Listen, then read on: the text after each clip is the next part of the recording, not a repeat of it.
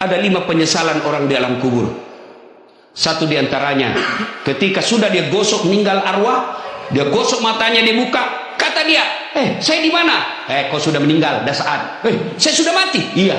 Ya Allah, hidupkan saya kembali, hidupkan saya kembali ke dunia, sekejap saja, kira-kira 1 menit lah kalau boleh. Ya Allah, kembalikan saya ke dunia. Untuk apa? Sholat bukan, puasa bukan, haji bukan. Saya hanya ingin berkata, ya Allah, semua hartaku aku sedekahkan fisabilillah. Kenapa bukan minta sholat? Karena sholat hanya bisa dapat pahalanya ketika kita masih sholat. Haji hanya bisa kita dapat ketika kita haji. Puasa hanya kita dapat ketika kita puasa. Tapi sedekah, meskipun sudah tulang belulang hancur, kita tetap mengalir. Itulah yang disebut sedekah jariah. Keliru Bapak Ibu yang Allah kasih rezeki, Bapak tidak bersedekah. Keliru. Dan Alhamdulillah, makin bersedekah, Allah makin ganti. Maka almarhum almarhumah, insya Allah lapang kuburnya karena ada sedekah beliau. Yang ketiga, yang akan menolong kita di alam kubur adalah ilmu yang bermanfaat. Almarhum almarhumah, beliau suami istri, tokoh pendidikan. Itulah ilmu yang bermanfaat. Ketika diajarkan ilmu hukum kepada mahasiswanya, diajarkan tentang keadilan, lalu anak mahasiswanya menjadi pengacara yang membela dan menegakkan keadilan, selama itu juga amal-amal akan mengalir. Maka karena itu, ibu bapak kalau dapat konten-konten dakwah, jangan berhenti di grup, jangan berhenti di HP bapak, sebarkan.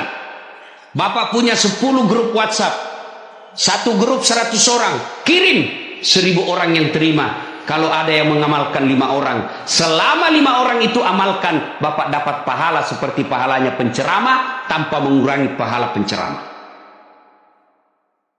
Ilmu yang bermanfaat adalah yang bisa menyelamatkan kita di alam kubur.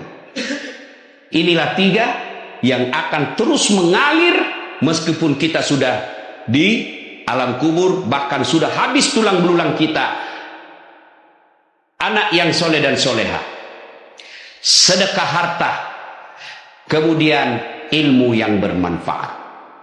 Dan orang yang ada di alam kubur sekarang masih transit, belum sampai surga, termasuk Rasulullah Muhammad SAW.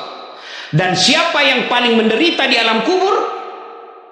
Kata Nabi, orang yang paling menderita di alam kubur nanti adalah al-mutahawil bis sholat, yang menganggap enteng sholat. Saya mau tanya, bapak-bapak, kalau pergi merantau ke Sulawesi Selatan, ternyata bapak tidak nyaman di Sulawesi Selatan, ada pilihan?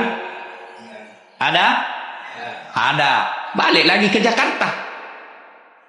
Saudara-saudara dari Jawa merantau ke Sumatera, ternyata di sana tidak bagus. Ada pilihan? Ada. Balik lagi ke Jawa. Mangan orang mangan, yang penting ngumpul. Iya. Iya toh?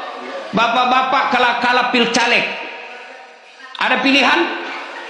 Kalah pilpres, ada pilihan? Ada. Tunggu lagi 5 tahun yang akan datang, kita tanding lagi. Ya, tidak disenang sama gubernur, ada pilihan? Ada. Apa? Pensiun dini. Selesai urusan, biar ada di situ kita lewat. Bukan lagi gubernurku. Iya kan? Ibu-ibu, suami cerewet, suami kasar, ada pilihan bu? Ada. Pulangkan saja aku pada ibuku atau ayahku. Selesai. Ya, bapak-bapak punya istri cerewet, ngamu aja kerjanya, tidak tahu menghargai suami, ada pilihan? Ada. 2 pilihan, 1 tambah jadi 2, 2 cerai. Ada pilihan pak. Maknanya bapak menderita di dunia masih ada pilihan. Dan tidak ada orang menderita di dunia dari bangun sampai tidur sampai bangun lagi menderita 24 jam. Tidak, pasti ada senyum-senyumnya.